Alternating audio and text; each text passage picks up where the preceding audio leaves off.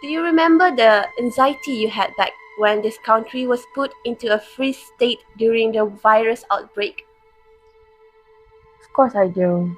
It is an experience that I don't think I want to repeat.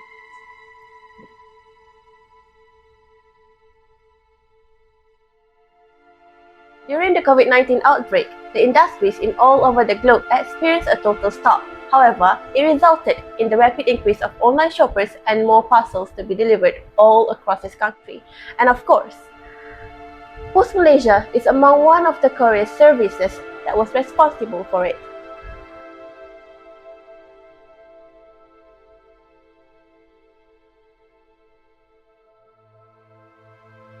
We interviewed one of Pos Malaysia's customers to receive their view on how Pos Malaysia's PR team managed this crisis.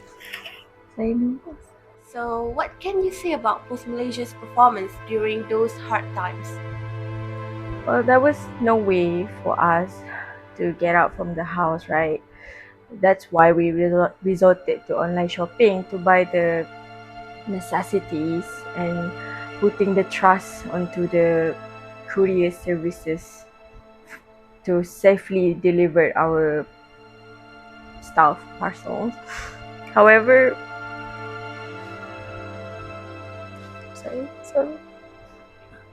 However, sorry. However,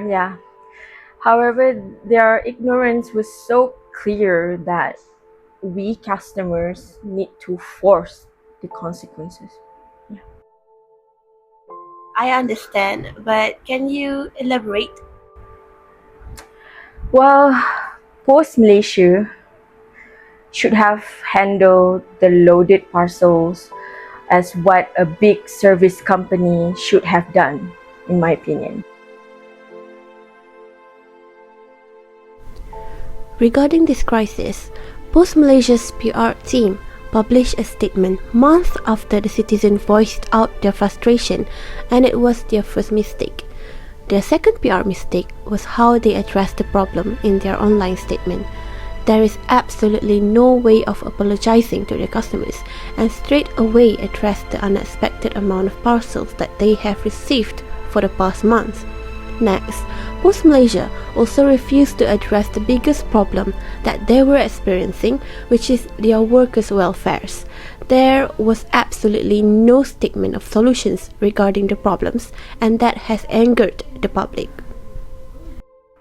However, during the unattending orders from Malaysia online shoppers that might not be expected by Post Malaysia, the courier service failed to adjust their services to meet their customers' expectation.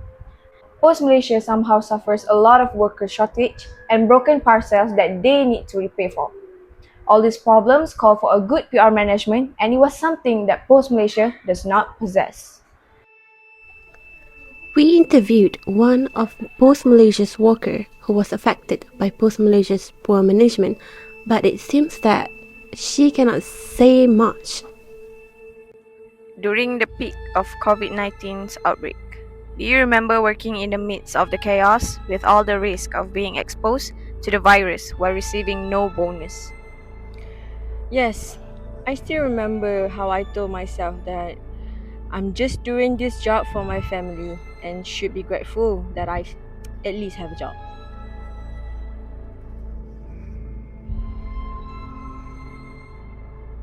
How about the mistreatment?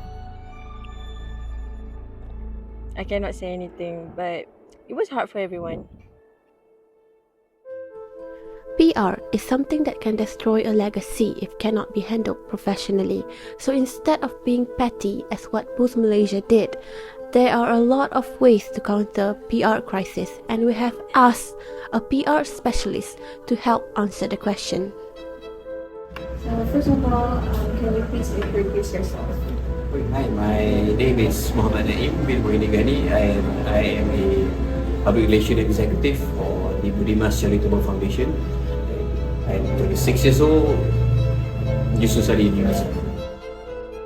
Oh, okay, what steps are crucial? In this context, the Pos Malaysia. Pos Malaysia, like, step one is I'm going to go in detail a little bit. So first thing I think is to gather everyone straight to the HQ, brainstorm. Like now we have a problem. What we do next? You know, and the first thing that they should do is the whole meeting is to get the message out. That's the initial response. So step one is to get everyone in, to get everyone on the same page. You cannot have anyone to be different. Once you have one person say it's different, like saying different things, now that's gonna start a new perception. People are gonna say, oh, so you know, we have one person saying this, you have one person. So get everyone in line with the direction that you're going. So I'm not gonna say like it's still within the ethical avenue, because you're not lying. You're just trying to say or trying to make the initial response to subside the thing. You know, it's not that you are trying to lie or anything. We have PR should know the exact time, the exact words to say to calm down the situation as well. Yeah, so get everyone on the same page, and just get the message. Be open for criticism, and always convey that you regret that what happened, and we will get the thing done as soon as possible. And that comes the next step. Get the thing done as soon as possible. If you start to delay after that,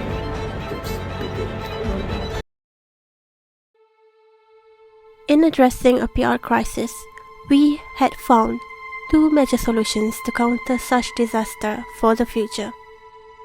When faced with a PR crisis, an effective solution involves a swift and transparent response. So instead of what Pos Malaysia poorly published on their social media postings, they should have had a transparent explanation regarding what is really happening. To counter the crisis, Pos Malaysia should plan out a clear path by implementing a crisis management team that will help to rebuild trust and mitigate the negative impact on Pos Malaysia's reputation.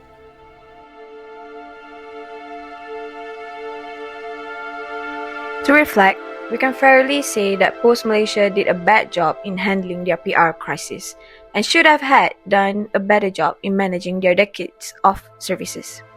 Thus, it is proven that the PR crisis need a professional touch in order to neutralize and stabilize the issue in regards of gaining back the public support. From Pos Malaysia's crisis, we can clearly see that there are some ways to permanently kick the business out of the industry, and we should have had avoided at all costs. PR is a must-have sector in a company so that there will be no problems that a company cannot counter.